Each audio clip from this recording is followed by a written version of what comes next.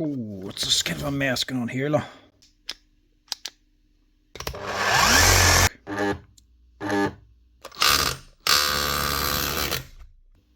Little Mealif cordless nibbler. Well folks, welcome back to the workshop and to another power tool repair video. Today we're starting off on the wee Bosch cordless drill. This is the GSB11E/55. Customer says this one, problem with the chuck and not staying in gear. I also eventually have to do some of this bench. I'm going to have to change this here lino cover on it someday because she's getting a wee bit grubby looking very bad in the videos. Maybe next time we'll get a bit of lino and get that changed as well. But this one for now, don't think we'll get it done today, but we'll get a few tools fixed today anyway. Now we can see what's wrong here.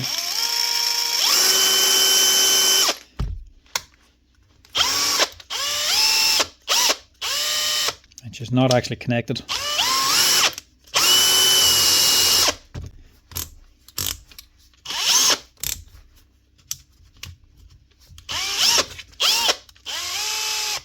I think there's a problem with that chuck as well.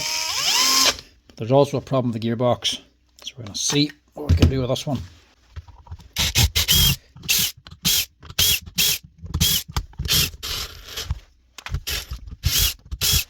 Not getting all the way down on here.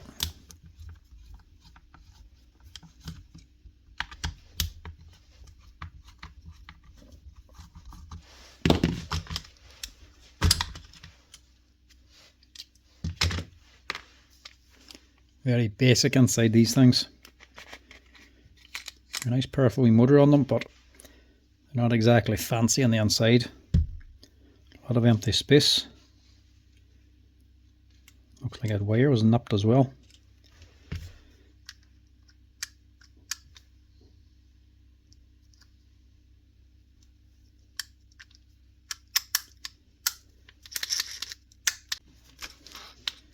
The chuck is actually tightening. That's not the issue. Gearbox seems alright.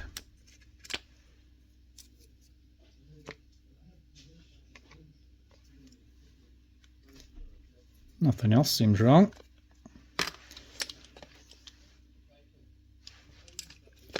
I wonder if that was just sitting wrong or something.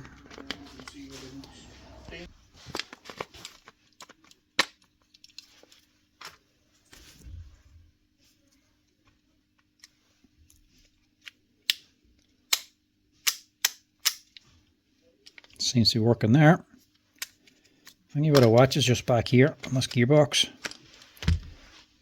See little metal teeth here on the back of the gearbox.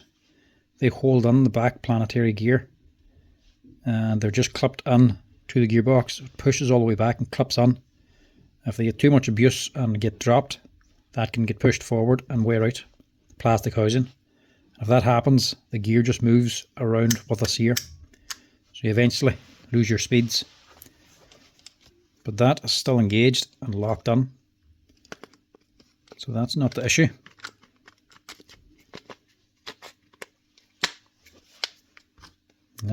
This just wasn't in right. Maybe it wasn't selected on there or something. Try her again and see. Plus I'm wondering where that wire got caught, unless it was up here or something. The lens drops in first. Then this.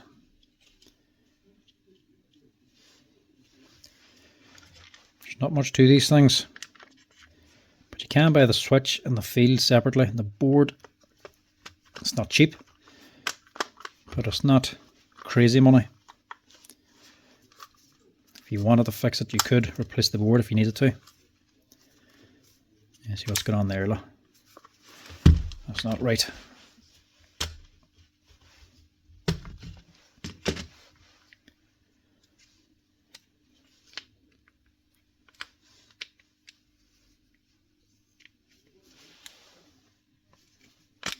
Motor's sitting on.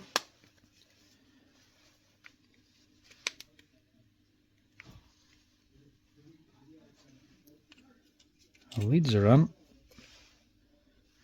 See what's holding that back.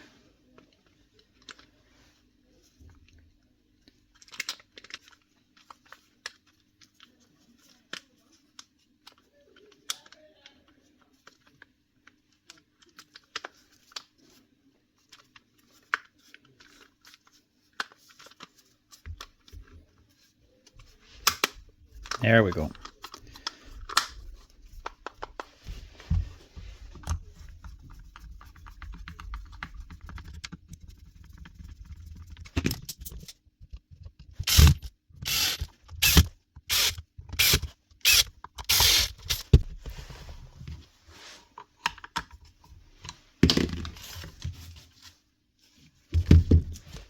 One more.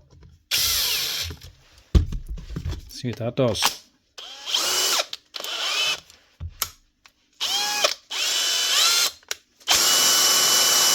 That's it. Don't know what happened there.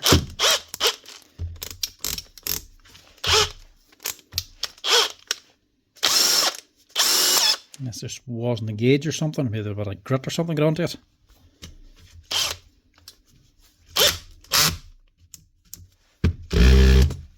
It's working now anyway. Must have just got fouled up on something. Chuck's working. Ratchet's working on it.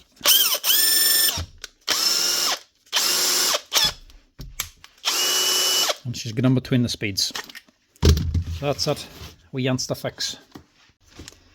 Next up, we got a wee Milwaukee impact driver. This would have been the M18FID. It's running.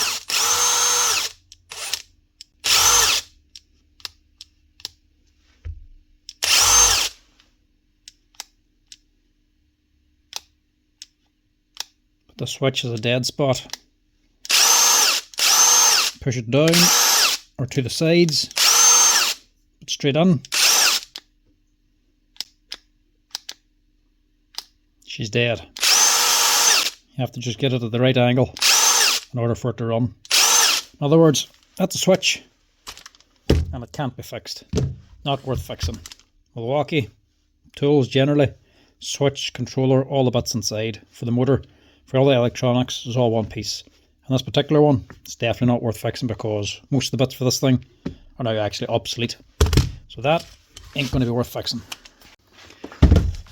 Now this one, he says the service light's coming on. See what she's doing. That's just a power light.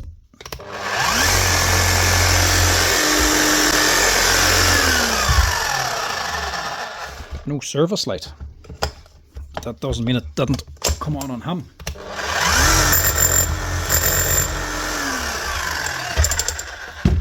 Right, she's hammering and she's running.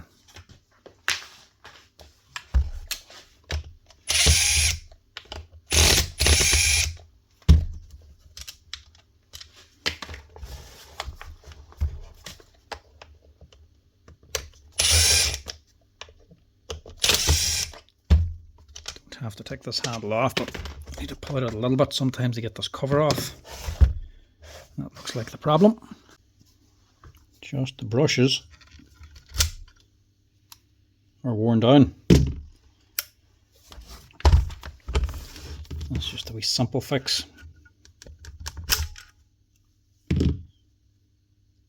Starting to wear in badly too, so change them. Make no difference to how it's running. At least the service light won't come on. It's probably just about to come on from the length of them brushes, but it's just not there yet. But whenever the machine's running and it heats up, the expansion's probably getting to make contact and then turning on the light, or else just the vibrations. CB350s. Actually, before I put them on, I'll just clean this with the compressor.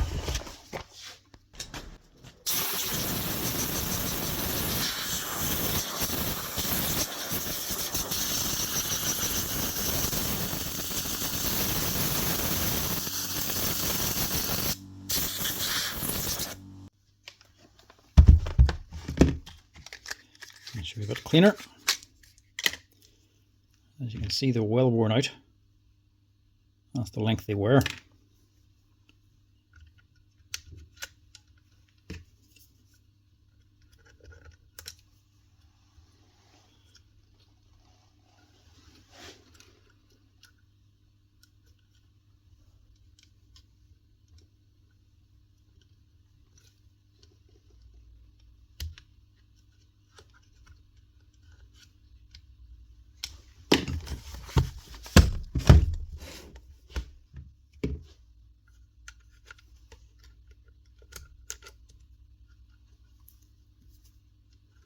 Just tuck the lid down so it doesn't get snagged anywhere.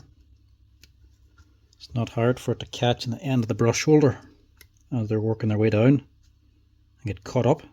Stop the machine. So just make sure they're all the way tucked down.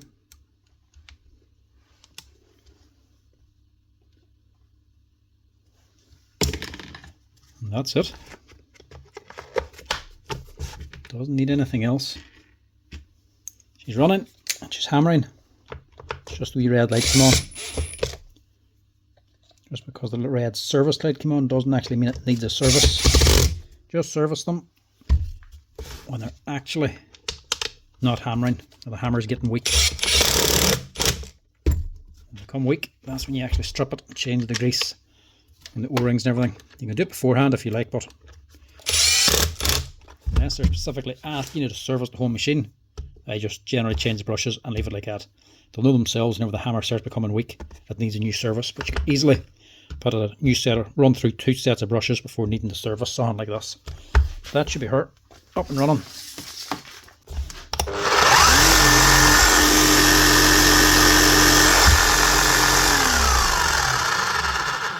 And that's it. One Makita HM11E from 2015, 10 years old, and it just needs a set of brushes. And of course, can't have a video without a Bosch GSH11E in for a pair. You wouldn't be a full week without getting at least one of these on. Right, a few bits missing on this thing. Screws and the slide switch. There's no yellow cable fitted on it. But not the best of quality. Big nick in it there, and it's cut there. Might have to replace that. I don't think this is going to run somehow. That's not right. This lever's doing nothing. There's something gone or something missing.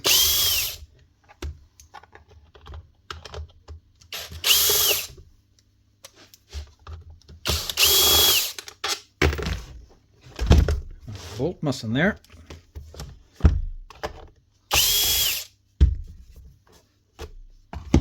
Oh, it's just kind of a mess going on here, look. Right. Somebody's just wired this indirect. So the switch is broken, look. Broken the button off. That's why it's not doing anything here. Instead of just getting a new switch, he's just taken the lead and wired it straight onto the controller and just had the plug as the start and stop, which will work. If you're needing to get a job done, there's nothing wrong with it. It's not going to cause any damage as long as you don't shock yourself actually doing this. But it'll not do the machine any harm. All the switch is doing is just putting the power up to here anyway. He's just wired it in direct. So whenever he's finished working, he has to walk over it and actually pull the plug out to get the machine to stop. Whenever he plugs it in, it's just going to run straight away. Not a big deal, but it also should have ran whenever I plugged it in. At least you use spade connectors, look. It doesn't just twirl the wires together, which is just the standard stuff you'd normally get from a builder. Well, he's actually put a wee spade connector in there, so he's at least tried. I have seen them coming on, especially with broken leads and mixing drills and that. Somebody's actually cut through the lead, and I've seen them pull off the sheath, take the 2 halves, take out the bare wires, and literally wrap all the wires around together, live and neutral, and just twirl them all together and expect it to run. That's the worst case scenario you see. The other ones is just and they separate the 2 wires, the live and the neutral, and you just twirl the wires together and put a bit of tape around them. That's generally what you see. So at least he's put spade connectors onto this thing. That means he hasn't damaged these spade connectors. Mightn't seem like a big deal, but it is. They snip these off. Well, I suppose this one's not too bad, there's plenty of length. But you can't put a straight spade connector then up onto this switch because you don't have the room. It has to be an angled one. Not everybody has angled spade connectors. A lot of places, if they don't have them, they'll just replace this here speed controller instead, which costs about 80 to 100 euro. Not what you want. And we'll see if this is just a lead problem or not. It could be that this is just an old mod. And they ran it that long like this, that is actually ran through the brushes as well, so the brushes could be gone on this. But always check the lead first. Lead's okay. So we'll check the brushes. We first want to see why it stopped.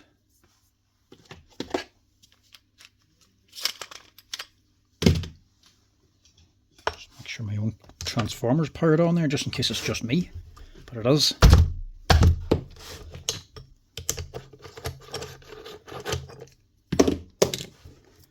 The odd time you can plug a machine in and there's a fault and it trips the transformer, but she's not tripped. Now this thing's well banged up and well used and abused, but it's not the older ones. They're the torque head screws. Too much damage, can't see how old it is. But it's not ancient anyway. That looks to be what it is.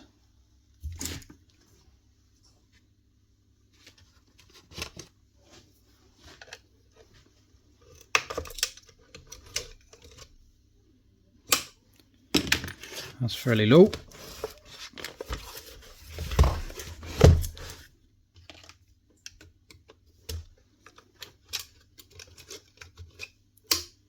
And that's gone.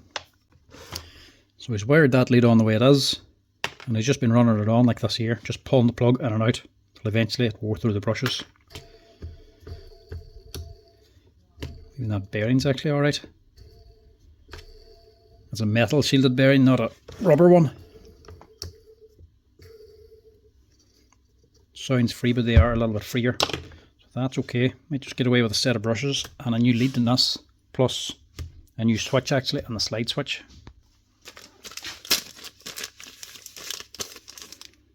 There are the numbers there. If you ever need to order a set, readily available online and not expensive.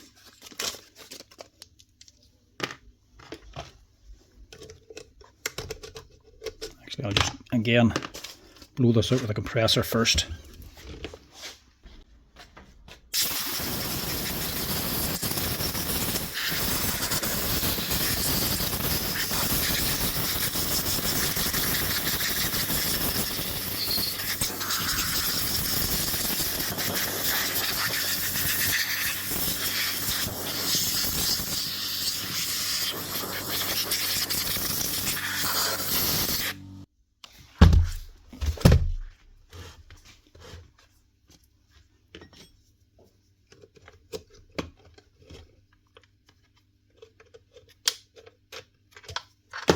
Make sure it goes in.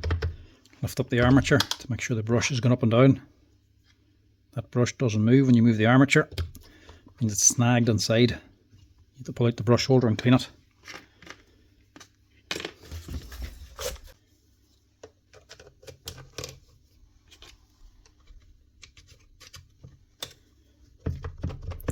See like that?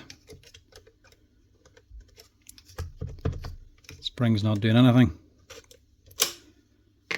The armature isn't moving the brush, so the brush is not touching the armature. If you continue on there, put the machine together, it won't run. The brush has to be contacting the armature inside.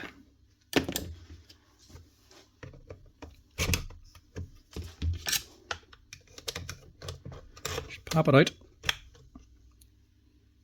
and you'll get little bits of grit.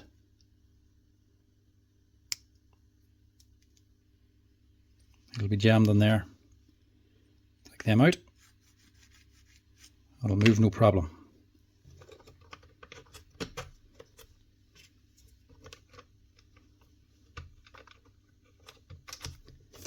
I get these things on all the time from customers who've actually changed the brushes already themselves. And it's still not running, and that's all it is. Literally just take out the brush holder, pop out a few bits of grit, and that's it. Had the work done, because I just didn't shake the brush holder. I'm going to leave that bearing. 1, because it should be okay, it's not completely gone. 2, because I don't know what the rest of this machine is going to be like. You keep going getting this together and then figure out that the armature is gone. There's just no guarantee just yet. And then I'd have to go and take the bearing off again, so the old one's not totally gone, we'll just leave it be for now.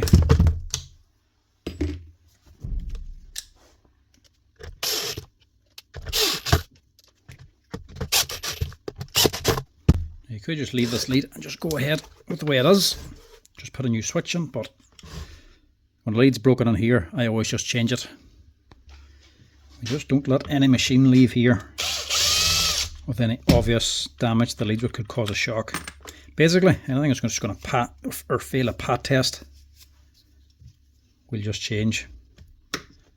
Leader plug has any damage on it, we'll just take it off, fit a new one.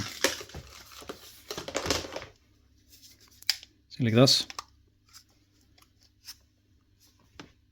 That's only a wee cheap plug anyway. Leave that too. Just replace it.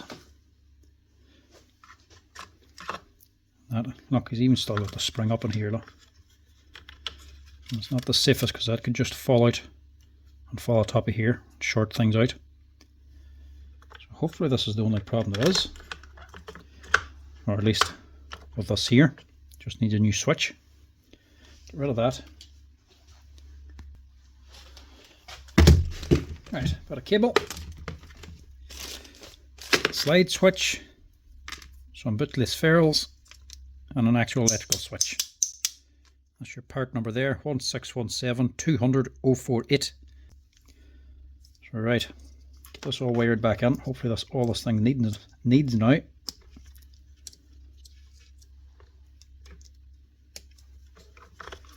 long as you didn't modify anything else.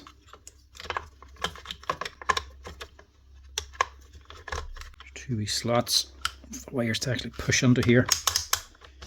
This is a little bit slack. This should still be alright. Also just need a new grommet as well, actually. As well, just leave the whole thing right now that we're at it.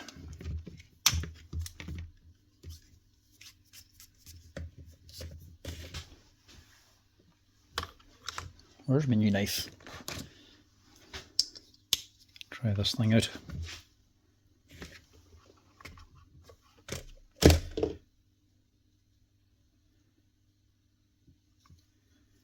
big, but it's definitely sharp enough anyway.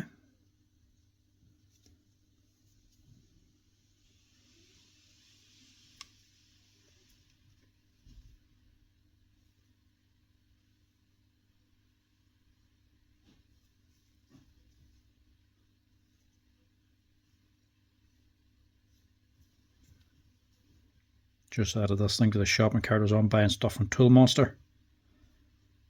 Ordered a few different bits, but I ordered this as well just because it was cheap. And you can never have enough knives. It's an actual nutbex knife, electrical knife. You'll not lose it in a hurry anyway.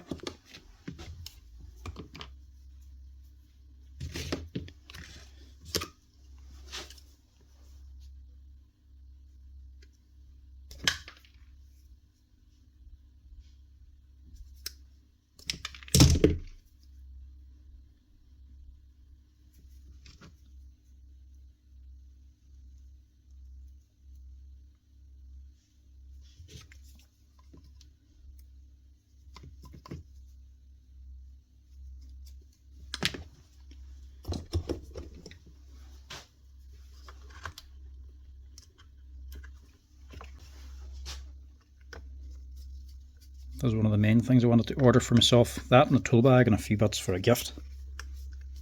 I wanted to try out these vessel screwdrivers. I have to say they are nice.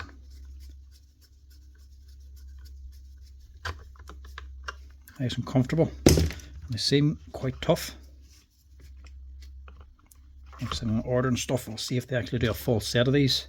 Don't know if I'll go for these ones or the other ones. Do a few different varieties there. Wouldn't mind getting a full set of them. But I don't think Tool Monster had a full actual set. You just buy them individually. Either way, I think I'll get more of them.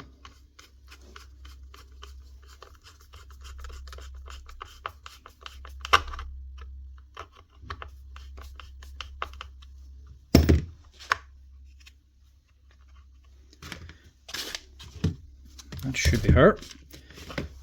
I'll just close this up. I have to get a screw as well because there was one missing.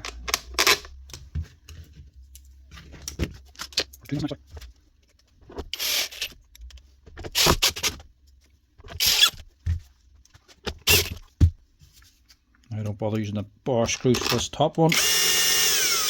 I just use panhead stainless steel ones from the shop, simply because I can pick them up cheaper.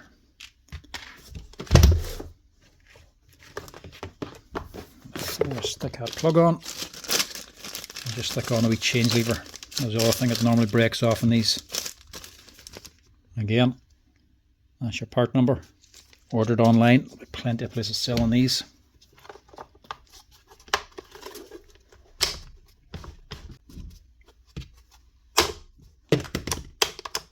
That's better.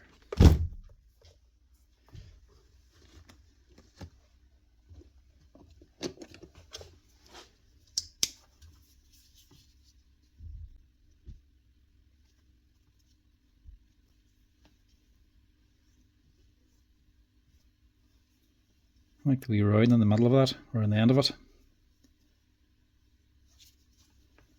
Makes it handier to start. Keeps it straight.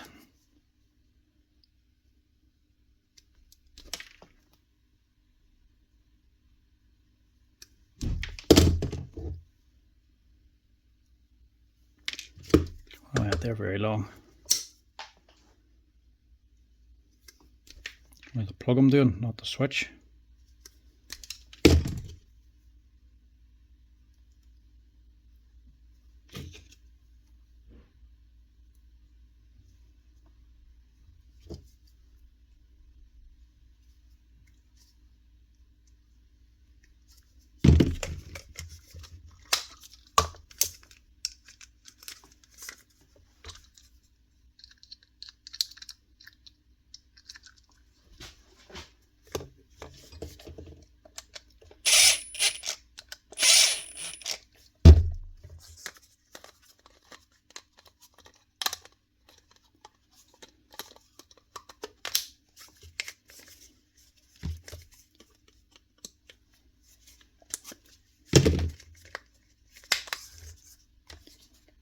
Tightening them earth screws too, because they always rattle this and start rolling around inside the plug itself, so easier to tighten them.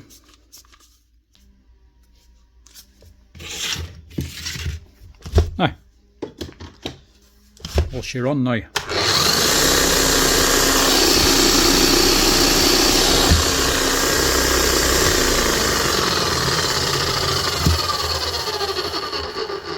Works. Make sure she hammers.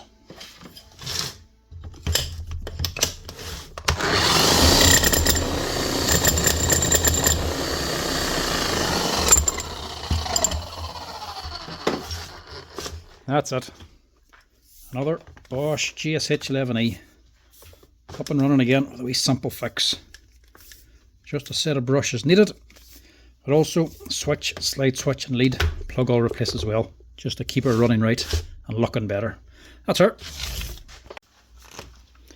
Now, this one is a little bit of a cheat because I've already had this up, realised the problem, and done another wee separate video on it, just a wee quick short.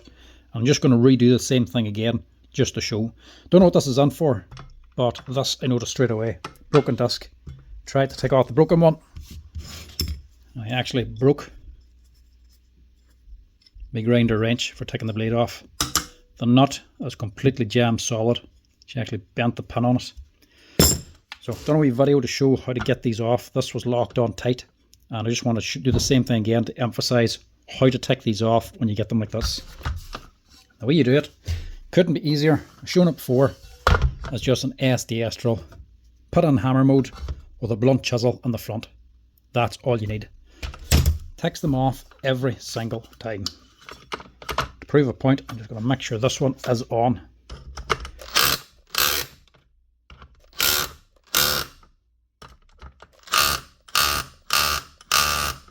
That is on tight.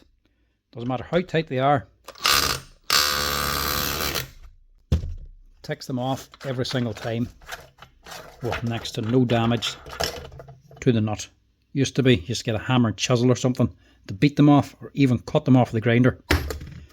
That's the way to do it. Just thought I'd show that again because I've done a wee video on it, just to do a quick wee short.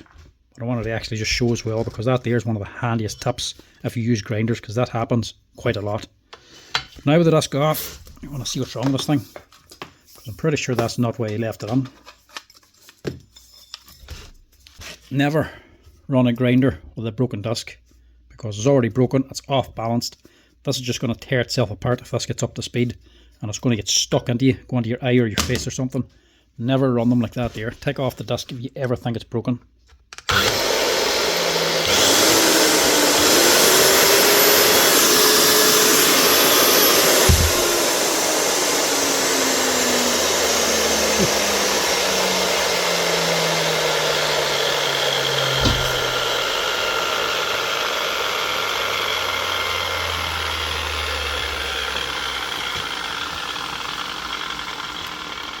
Just in case you're wondering, that is unplugged.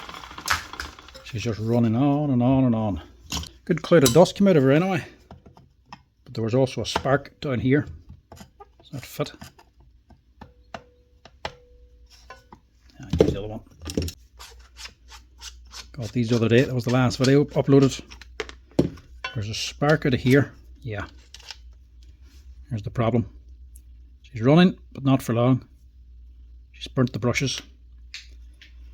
That's only just running, nothing more.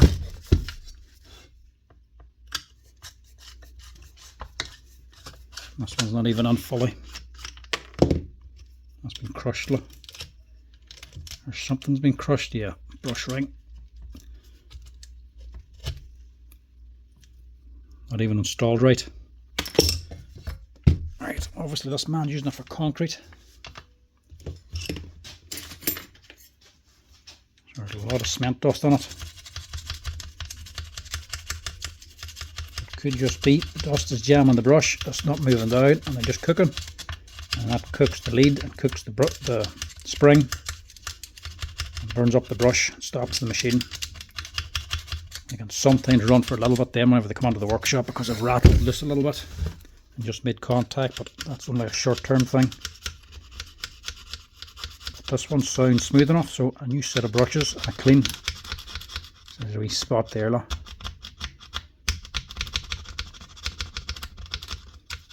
I was probably holding back the brush. We clean, a new brushes should get this up and running again.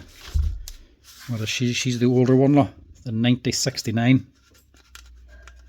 That's from the 2000s. Looks like maybe 2009 or 2007. These were a great machine. Give us a quick blast of the compressor and then we'll just stick a set of brushes into it.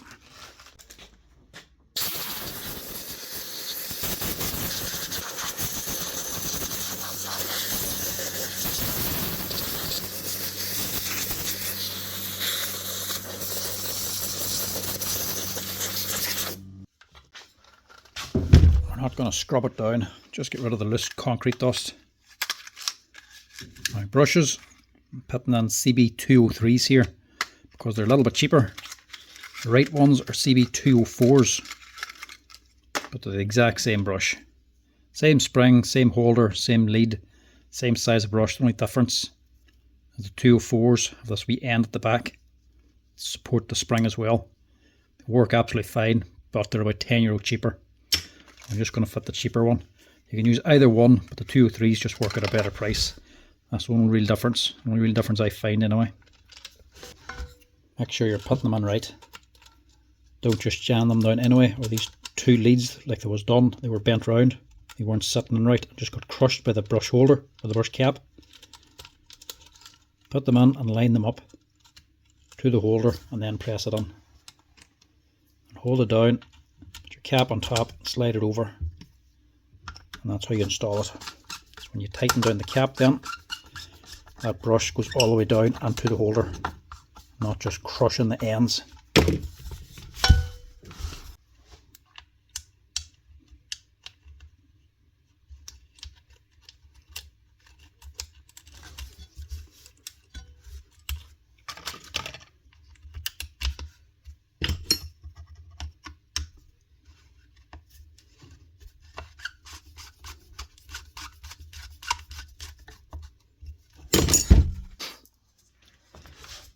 Now, is that any better?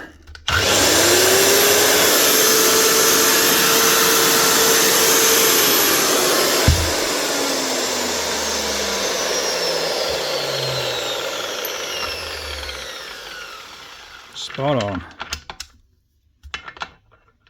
Just a set of burnt brushes and a jam disc. One Makita 9069 9-inch grinder. That's her, up and running. Right, back to our favourite, a big heavy duty Milwaukee hammer. Look at the state of this machine. I kind of thought this was a joke if it came on. This is the machine. This is the D2500H, big heavy duty breaker from Milwaukee. I don't know. This is meant to have a brushless motor. I'm assuming it's a brushless anyway. I can't see any brushes in the breakdown diagram. It doesn't actually say brushless on it from what I've seen. But I take it is a brushless motor. Don't know how good this machine is, but she's over £2,000 to buy this thing. While expensive for what it is. And to be honest, by the looks of it, going by the breakdown diagram, this thing is only here to cost you more money. Don't know how good it is performance wise. Let me know in the comment section down below if you have one, what they actually run like, if they're any good or not. Are they reliable? Are they powerful? I don't know. I just know I wouldn't be spending £2,000 on one of these machines anyway. I'm hoping this thing is just a lead. The customer says it's starting and stopping, so hopefully it's just a connection problem. Anything more than that, I'll not be spending much money on it, because this thing is all about spending money, or wasting your money. That's the best way to put it. The piston inside of this thing costs around €300. The actual hammer, the long widths like in the Bosch GSH11E, the actual hammer weight on it costs over €200. This thing is just a waste of money by the looks of it. Other bits inside of it as well, just phenomenal money if you need to replace parts. So we'll see what it's doing here and see if we can fix it.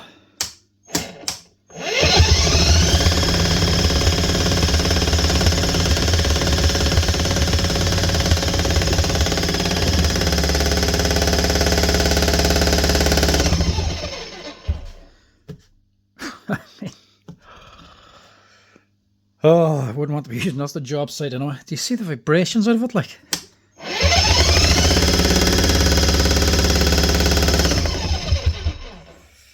Yeah, this you could ride this thing down the road, to be quite honest with you. Right, she's running. The lead's not stopping her.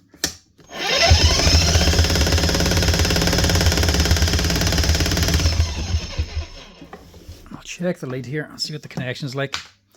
Hopefully it's just a bad connection somewhere. If it's anything more than that there, you could be getting onto the controller for this thing. And I'll not be spending that kind of money on this. The customer will have to go back to Milwaukee for it, because I wouldn't be ordering that price of part for this thing.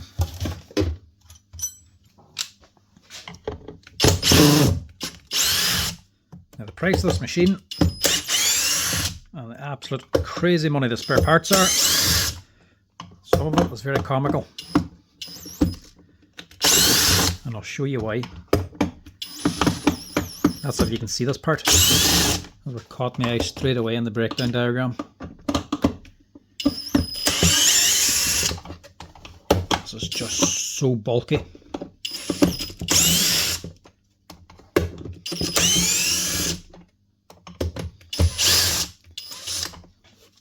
It's like they designed the machine and then just put a massive cover over the top, which is to cover it all up. Like there's no thought been put into it at all.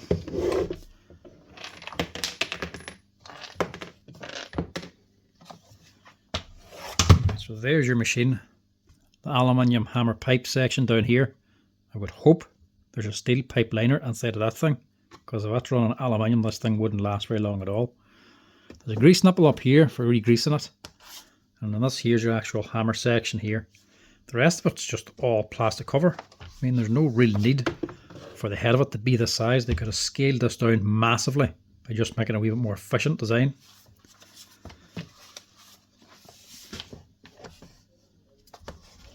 This is what's funny. See this handle? We click switch inside. That's sitting on here under this little plastic cover. That switch there costs 70 sterling to replace that switch. And honestly, what is it? It's a Bosch GSH11E switch with the actual Bosch number still on it. So a Bosch part that costs around €20. Milwaukee's sitting, put it onto their machine, and they're charging you 70 sterling for it. What an absolute joke. Right. I have to ring the customer and see what this thing was doing, because it's running for me. No, there's the problem now. It is the lead. The connectors are broken off it.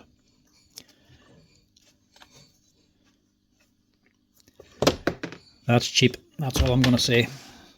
Over €2,000 for this machine, and that's the best they can do. Two bog standard plain crimp connectors you can fit yourself at home. No fancy ones with those ends that actually grab the cable or anything. Just two insulated ones. These are just squished ends. You know they're actually from Milwaukee, not just fitted by someone changing the lead, because they still have a wee cable tie on them as well.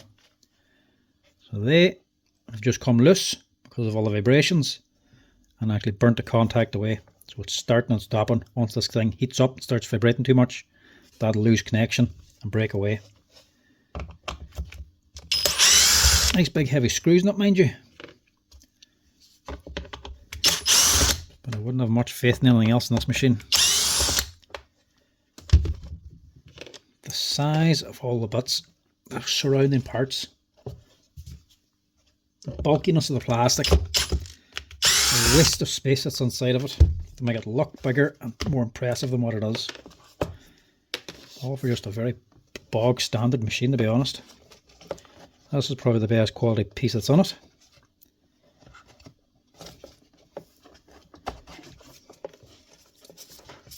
Look at that. A Bosch switch with the Bosch number 1617200-124. If you're a big Milwaukee breaker like this here breaks on you and you need a new switch, don't be going buying this from Milwaukee at 70 sterling. Go on the Bosch website, buy the exact same thing for around €20. I actually think they're even less than €20. Now I would replace it if them contacts were any worse, but they're actually not too bad. I just give them a little rub. I might even put a bit of solder onto this, I don't know. This lead anyway, I'll take a wee bit of slack off it, just in case there's any breaks coming.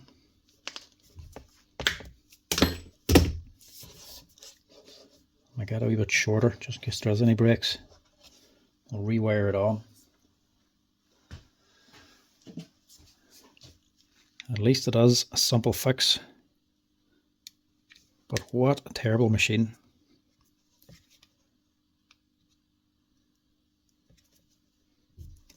The customer it's in from, I don't think is too impressed with it either.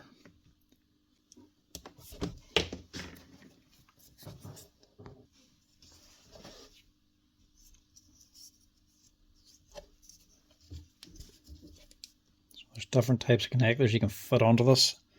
A wee spring type ones, a wee spring end, a tighter fit, but they're a little bit bulkier.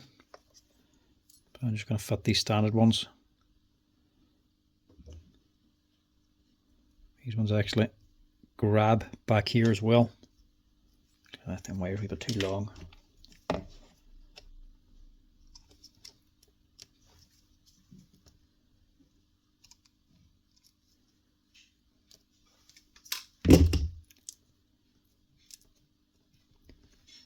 a better hold because they're actually gripping the cable, and whenever you crump them on, they're not just deforming. Sometimes the wee crump ones, as you tighten them on, they can actually deform the head of it here as well, and they can become a little bit slack.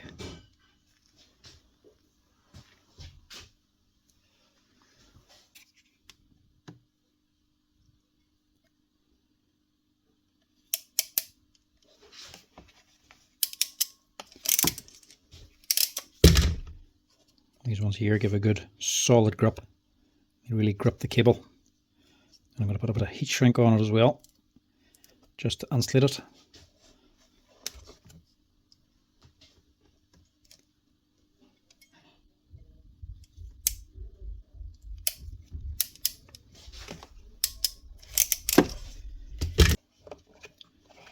And just to ensure these don't come loose again, Mark is just going to solder these on as well, because it is a decent enough heavy cable, 2.5, so the lead shouldn't break too easily.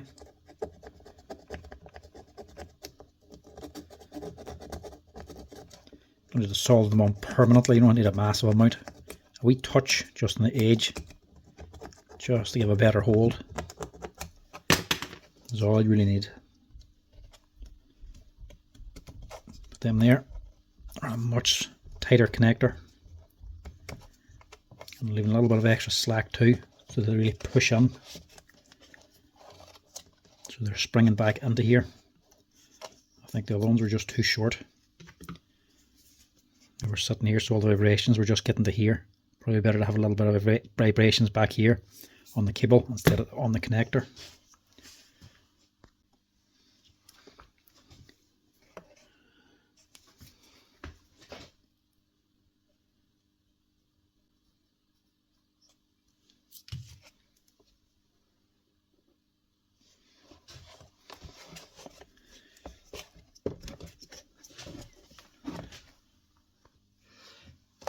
Right, that's one switch and lead refitted into a big Milwaukee hammer. Big bulky Milwaukee hammer. I wonder if this here is really the cordless one. They just made into a corded one as well. Because Milwaukee do have a corded version of this or something similar. I wonder if that's why it's such a big bulky body on it.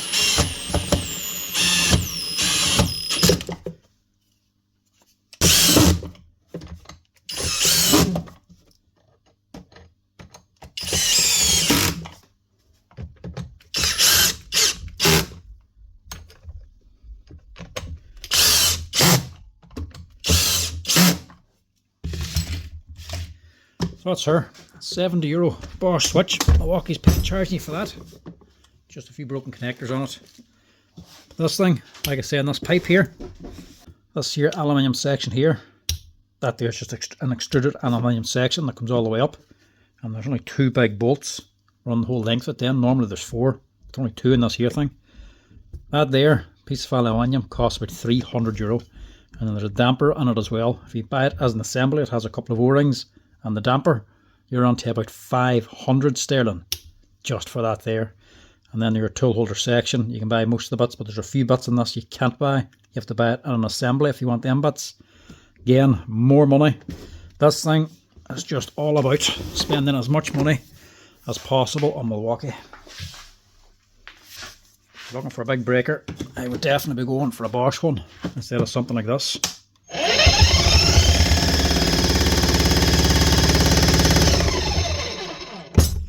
That's an awkward tool there, but at least it's running, and running for cheap.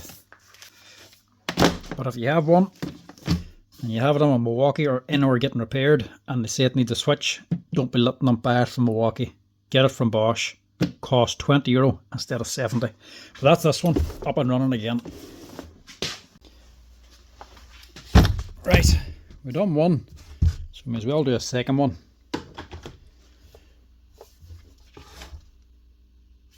Bottom nut's missing, and it's been missing for quite some time. All the dust on it, look. Well, chance it anyway. See, it obviously was ran like that anyway. No, still doesn't work.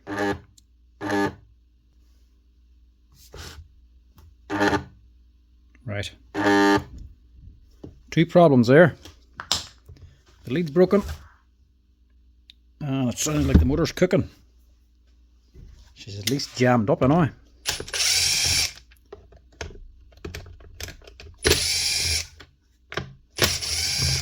Is this to do with the nut, or is this to do with something else?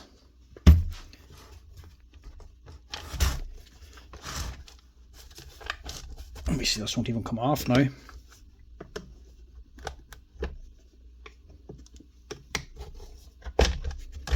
It actually won't.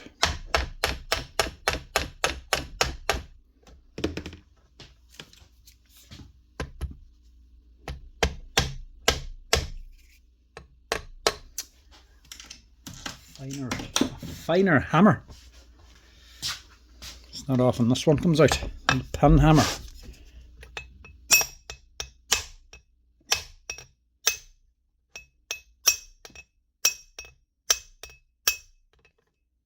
That ain't shifting.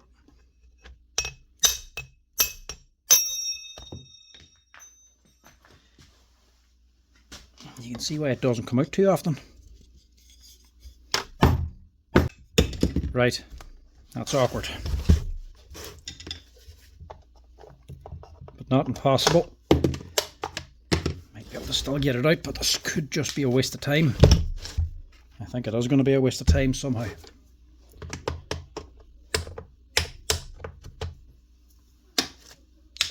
What year is this thing anyway? She's a 2006 machine, nearly 20 years old. Yeah, this has got lots of problems.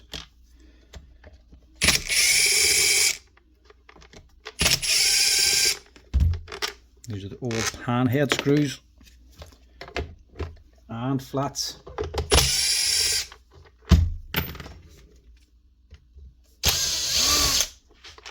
Some of them are actually already stripped out.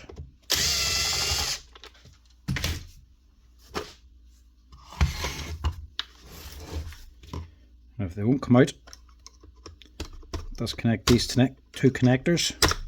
We should be able to pull the whole field out. Shouldn't we? No. I'm trying to take this out as well.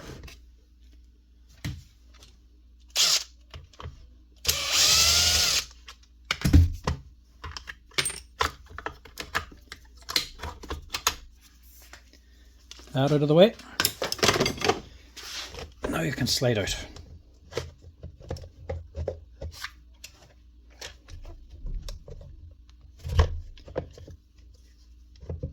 But only part way.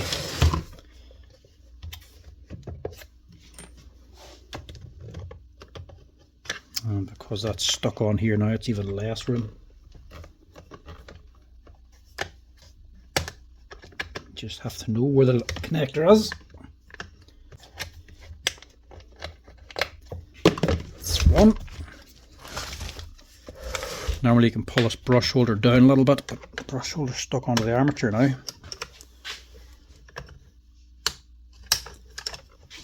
But they're just connected on down here, so we can still get around it.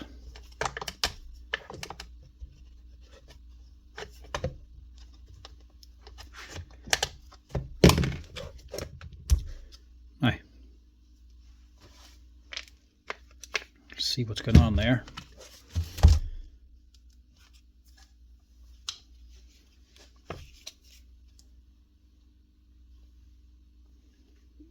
Needle bearing still intact anyway.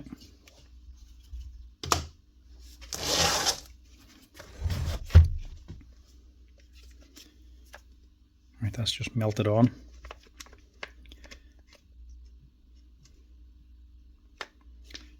stick this in the vise and just give it a couple of slaps with a bigger hammer maybe. See if we can break the seal holding this.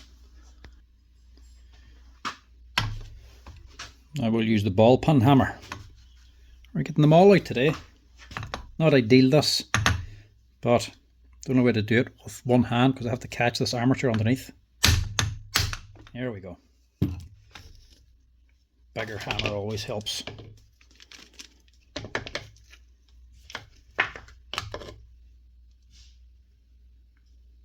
So what was the problem? Bearing's gone for a start. This had actually dropped down. So it was this fan stuck onto the brush holder here. That was more than likely melted on, I would imagine. Right, get this off now.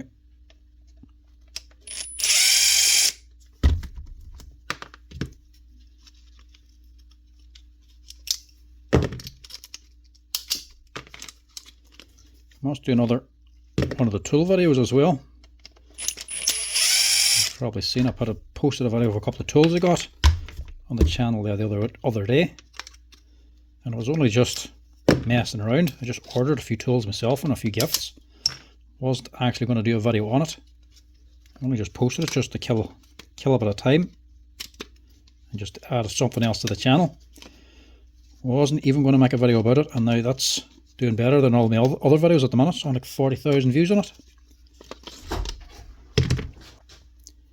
Wasn't even to say it had a layout or anything like that there. It's just literally me taking out a couple of tools that I bought.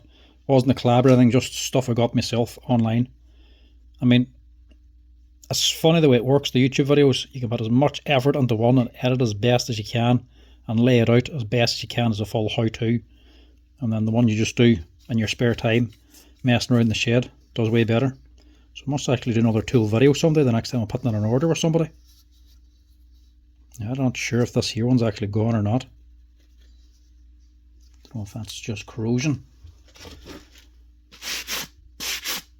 Yeah, it looks like corrosion. Maybe this is just sitting up a long time. But let me know in the comments. Tool videos, hand tool videos, unboxing. Yay or nay? I would assume that was just going to do bad, but apparently more people like watching new tools than I give credit for. Now, I'm only doing this because there's corrosion here. Actually cleaning the comb bar like this does absolutely nothing. It's just allowing me to see any damage. You see a lot of people actually cleaning them up before reassembling or doing any work. It's not actually doing anything. So that dirt is just the graphite, the carbon from the brushes. Once you're on the machine, that goes straight back on again.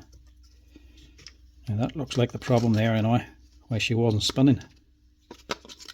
So like I say, never run these machines without this here bottom nut, because that actually pulls the armature up. This bearing doesn't seat properly, so the thing can move back and forth. When you set that bottom nut, it pulls it back and away from here. So what's happened with that nut not there, this runs down and starts rubbing the fan on this here brush holder. That's what this wee brown mark is. That's this plastic and here, look. So that rubs, melts, but once the machine stops, that plastic solidifies, cools and hardens on both of these and sticks these together. Mightn't seem like much, it's only a wee tiny area holding it, but to get this thing to start spinning takes maximum amount of amps, and if it's jammed at all or stuck at all in any wee point, it doesn't have enough torque to actually get this to initially start spinning. So once this happens, this is just going to stop. So hopefully this has just been lined up for a long time because he ran it without that bottom nut, and hopefully he only took it off because the lead was bad.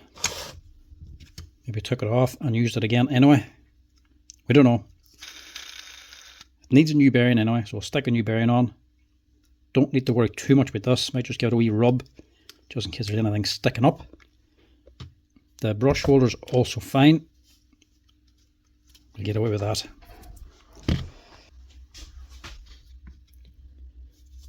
Just a wee bit there.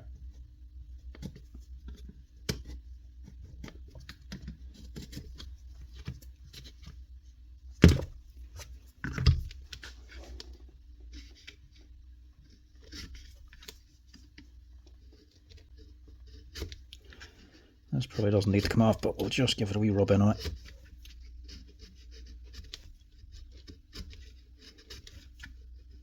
You can also just replace this fan too. You can buy it separately.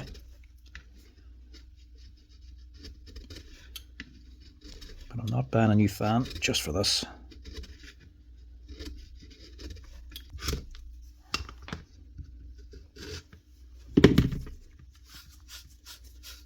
That'll be alright. Now, get this off.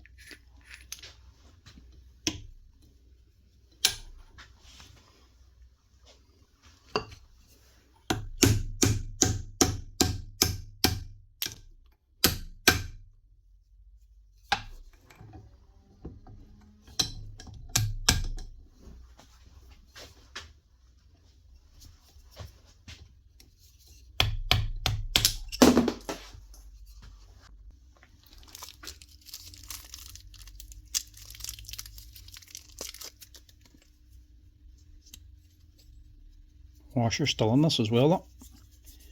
Bearing just pressed on or squeezed up over the top of it.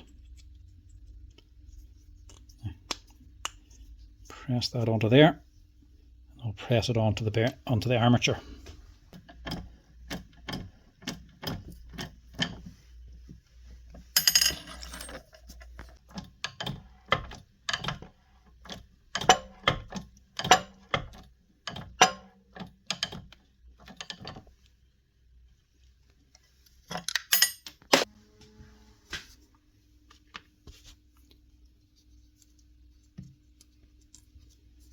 Now, that's the main thing.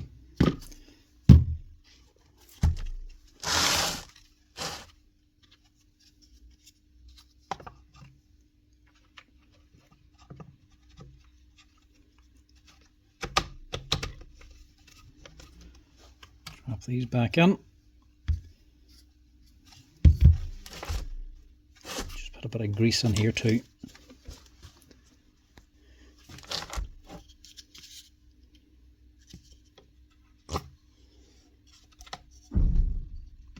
Just in case it's a little bit low, top it up. And we don't blow this out until you put the armature back in again. So otherwise you're just putting all the grease or the dust onto the gearbox. Now we'll just give it a quick wee blow down.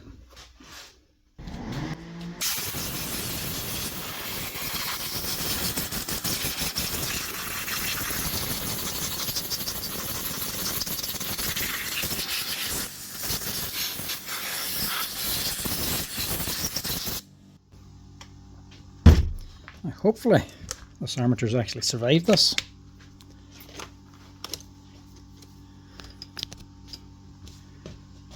It's all going to depend on how much he tried to run it before he stopped.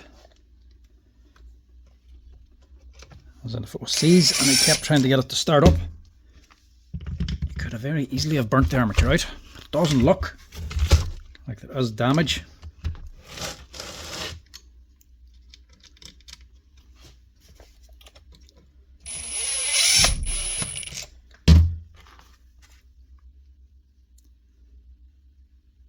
They're a wee bit damaged. They're not gone, but I will just change them anyway.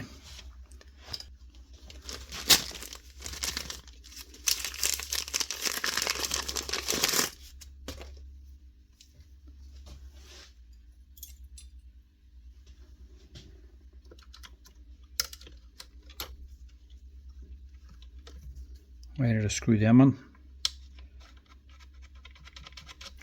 That was smart.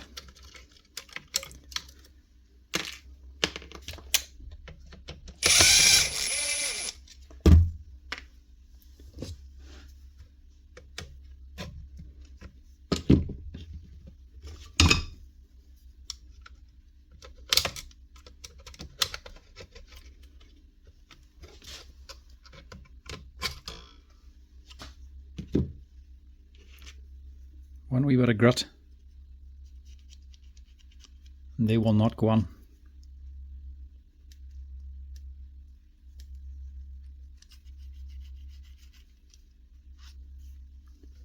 That's all it takes to stop it.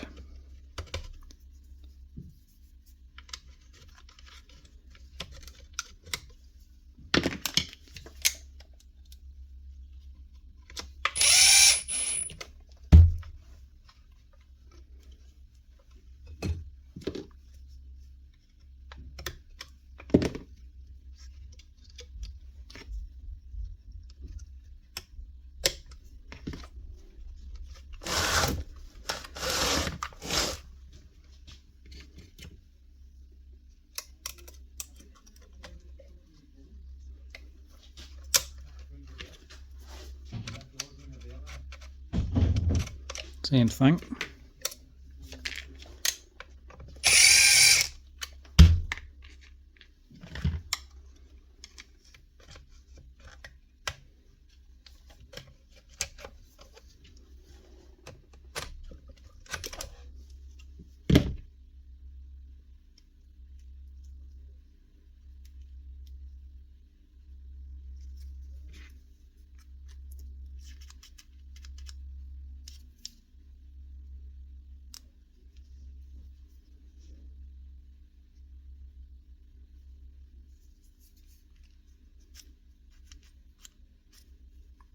Still.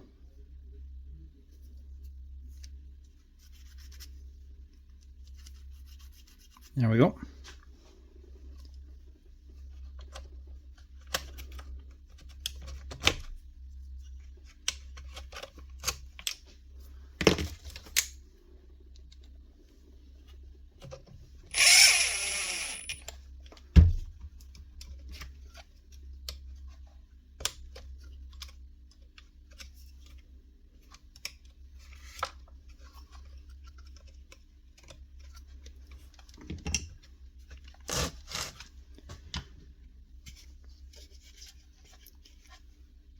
Just close this up for now, and then we'll work on the handle side.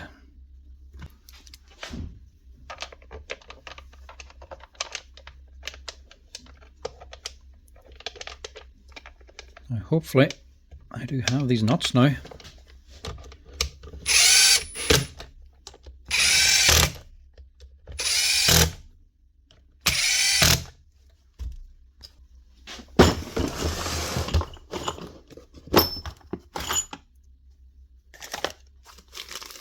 I do. That's your part number, and that's the nut. One steel bottom nut. And there's also a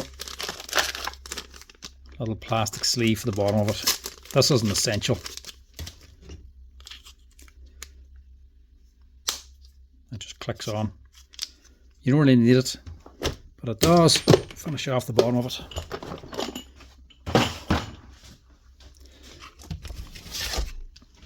You never run these machines without this, and this is exactly why. That is what happens when you do. You mightn't think it whenever you start it up. You'll think it's still running grand, but that plastic will be melting. I've already done the damage and then jammed the machine whenever it stops running.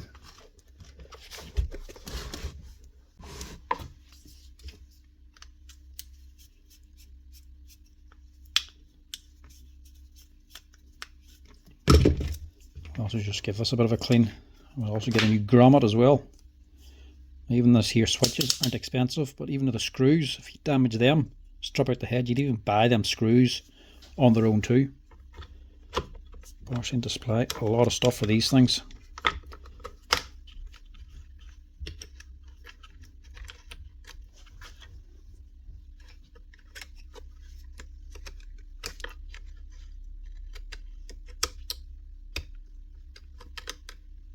I wonder how long this has actually been lying up for, not been used.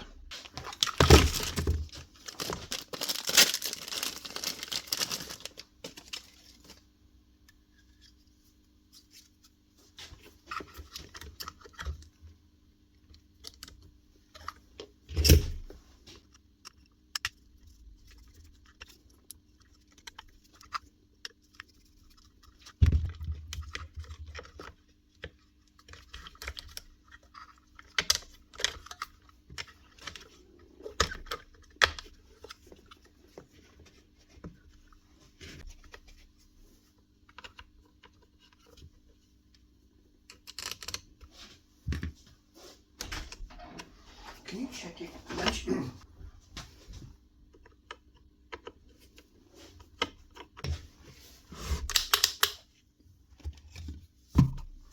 Now,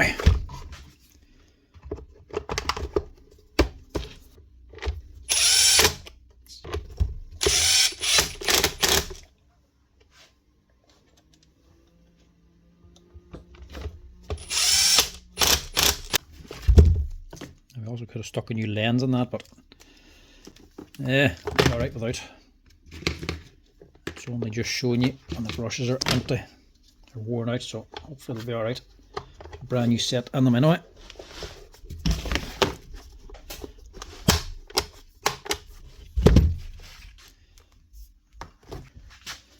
Should get it away. No, will we get away? I was going to say we can reuse that, but we can't.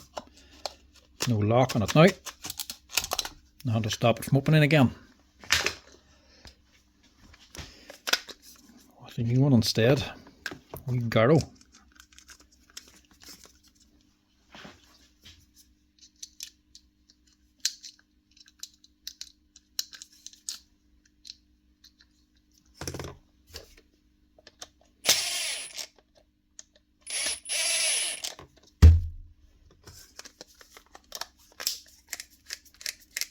Now, question is,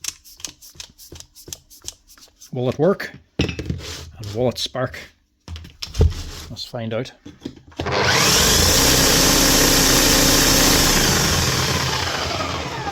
Now, what'll be wrong with that?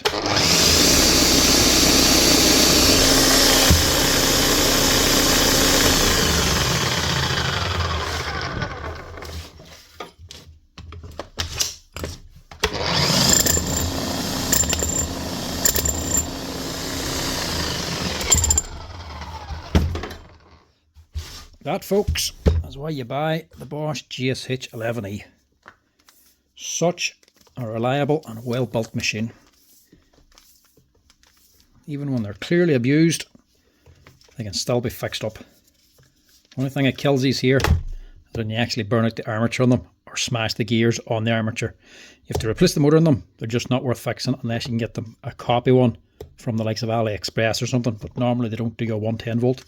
Supposedly they do, because I did a video before on it and people did message say you can get 110 volts now, but I don't know where. I haven't actually got one yet. Must go online again and see if I can find a 110 volt armature for one of these and maybe do another rebuild video of a bunch of scraps from the container or something for a 110 volt, because I've done one before for a 2 volt 40 volt machine. But that's it. That is why you buy these here, folks. Even with the bottom nut gone and the motor's jammed solid, all it needs is a lead, brushes, a nut and a few other wee bits and pieces, and it's up and running again. They are a testimony to Bosch. Bosch will be going downhill fast if they ever got rid of these here machines. They had a couple of other fantastic machines like the mix and drill and stuff like that that were just a flagship machine for them. For some reason they discontinued them. It'll be a bad day if Bosch ever discontinue the GSH11E. They are just fantastic. Now this one I don't think is going to be fixed, but we'll have we look at it anyway, just for curiosity's sake. This is actually a little Makita cordless nibbler. Where's my drill? Same brand as this one. My drill I use all the time. This company actually sends me in tools quite often, all the new stuff. They just send onto the channel to actually get a little look at them. They actually do teardown videos on them as well. They're a cheap and cheerful Chinese brand of power tool. They're great for likes of DIY use, but that's about it. I'd recommend them for the likes of tradespeople if they're not actually using them all that much. They're good for the wee odd job who can't really justify buying a big expensive professional brand tool. You just need it for the odd time, so you can just buy a cheap one just to use for the odd occasion. They're fine for that. They're not actually for professional use. Now this one is on along with that last Bosch hammer. You can see the state that thing was on, so it must be a tradesman actually using this. But they're not for continuous use. I take it this is a DeWalt because it's yellow. You actually get these different battery compatible, so it's a Makita tool. They just make them to fit different batteries, so you can use different battery platforms on it. You get them as well for Makitas as well, and some Bosch and Milwaukee's too. Now the question is, what's wrong with it? Now I'm going to guess it's going to be a motor problem. There's no LED light or anything on this. There's nothing to indicate that it's getting power. can hear a little click coming from in here. So as you'd imagine, it is a motor problem. If you're maybe putting like a flue up through a tin roof or something, or cutting something out of a control box, you're just in the odd wee cut through a thin piece of metal, they're great for that. But anything more, if you're reaching for these all day long, this brand just ain't going to cut it. The head of it's actually quite decent. Wee coupler on it though.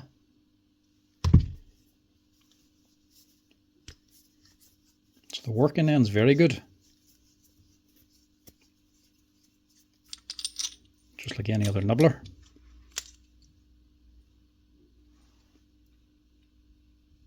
It's a bit different though. Cutter's on the bottom, not the top.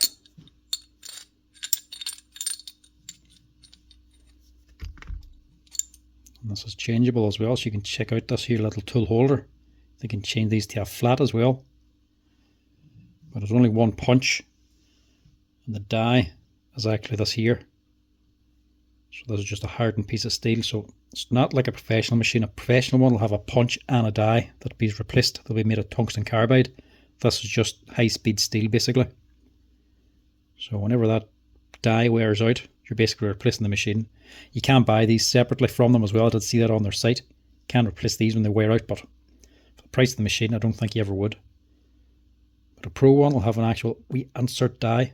This one is just a replaceable tungsten carbide punch.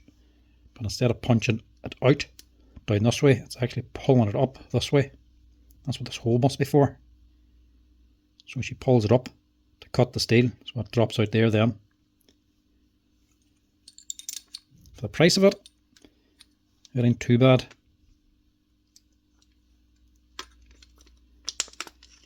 The problem with these is always going to be in the motor.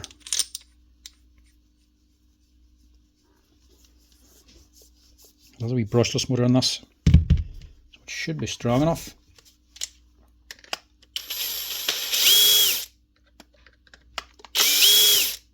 We want to see what the controller's like, because it's the controller that runs the motor. It's been opened already, look. Somebody's already been on this.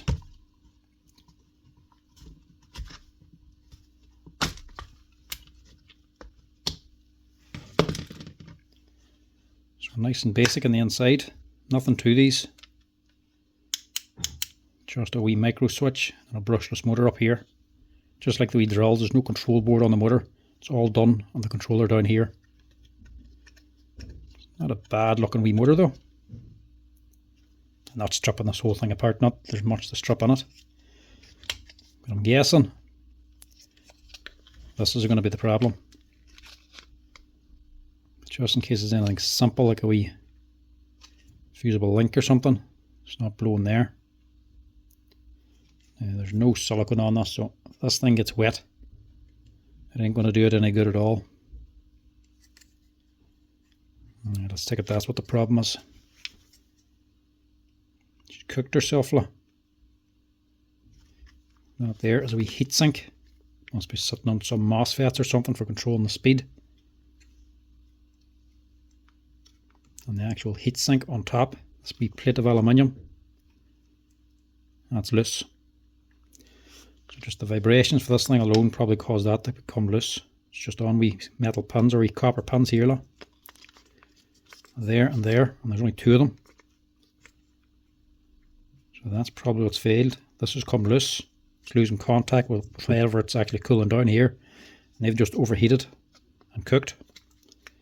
So this board is probably gone. They could improve that very easily just by putting 4 pins on that. Just something a wee bit different for the heat. So they're just only relying on that. Plus more fins on it for better heat dissipation. And just silicone all this here in. That'll make that a lot better. These things, I don't really recommend them on the channel for DIY use and that, but there ain't no repairing on them. You can't buy any spare parts for them apart from just basic obvious stuff.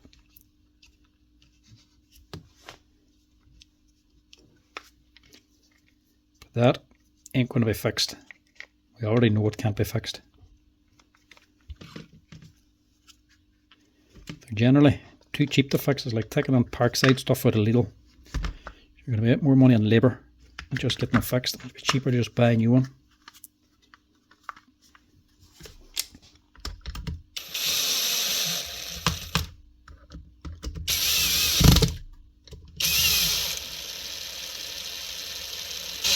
I've had a few of these and for repair, different ones from Milwaukee. I have fixed a couple of things up, but nothing you're going to need spare parts for. There's a few wee screws missing there too. So I think this man already knows this ain't going to be worth fixing, because he must have opened it already.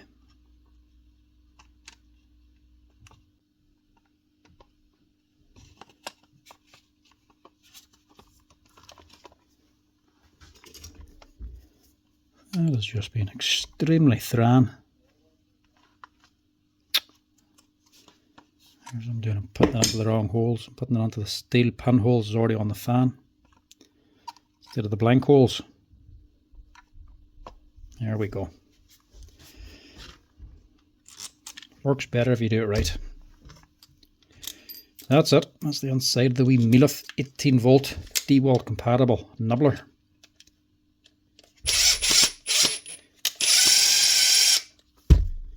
Fine for DIY, not so great for continuous professional use.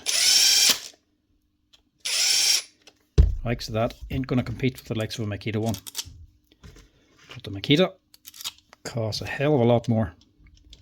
You could probably buy this entire machine for the price of the Makita punch and die on some of their corded machines.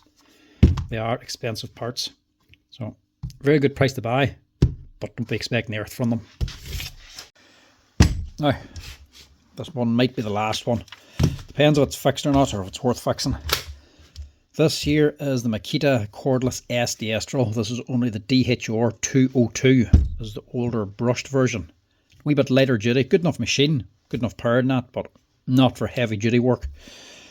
We'll see if this is the last one, because it might not be fixed. Generally, these ones are either a burnt out armature or a burnt out switch. Sometimes the MOSFET blows in the switch of them. We'll see. Well, I was going to say we'll see what it is. She's obviously working, so obviously it will be fixed.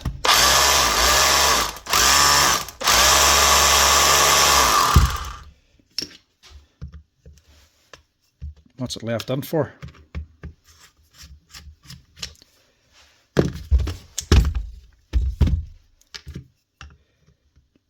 These things,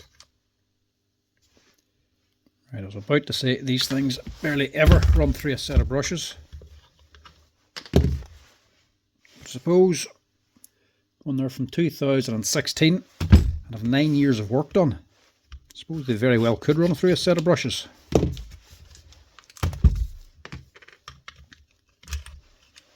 Yeah,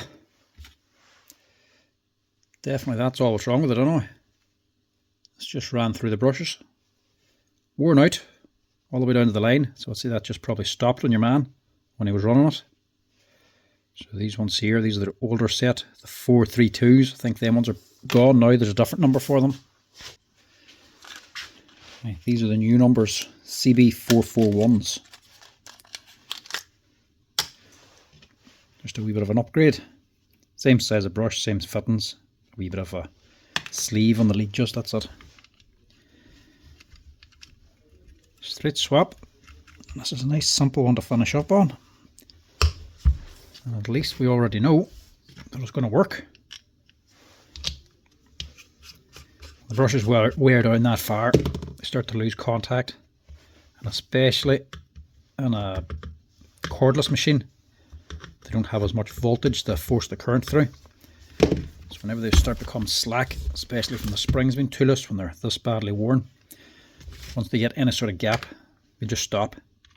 So on a brushed machine, you'll probably hear it spluttering and losing power and doing all different sort of stuff, and big flashes coming from it, big blue flash coming from the motor. You don't really get that with a cordless machine. So generally you'll be running it and then it'll just stop dead. Maybe get a bang and it'll run for a bit, or you take it out of the van again and it runs and then it stops again. That's just generally brushes for these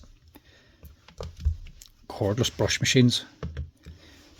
But it's not often you get cordless machines running through brushes, especially these here Makita SDS drills. Like I say, normally boys push them too hard and either cook the motor or the switch eventually gives out and the MOSFET blows on it. But if you're looking after them and you're not actually using them for heavy duty use, just general couple of boring a few holes here and there, maybe an 8 or a 9mm hole or a 10mm hole, if you're not doing that all day long, these here are actually not too bad a machine. That's her. Nice simple one to finish up on.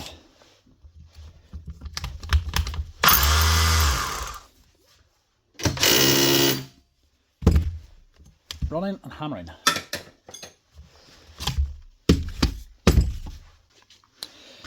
Right folks, that's it. That's me. I'm going to leave it at that for today. I'm going to quit while I'm ahead. That's a good few repairs done for today and not so many that's not worth fixing or weren't repaired, so that's not a bad day's repairing. A few more minutes left of the day here now, so I'm actually going to head over and just type up all these here repairs, have to do the repair sheets for them too, so I'm going to leave it at this one. Anyway folks, as always, thanks for watching the 2 repair videos. Hope you're enjoying them, and if you're liking them, make sure to give us a wee like down below, and if you want to help out the channel, make sure to hit that subscribe and hype button as well. But till next time folks, I'll chat to you later.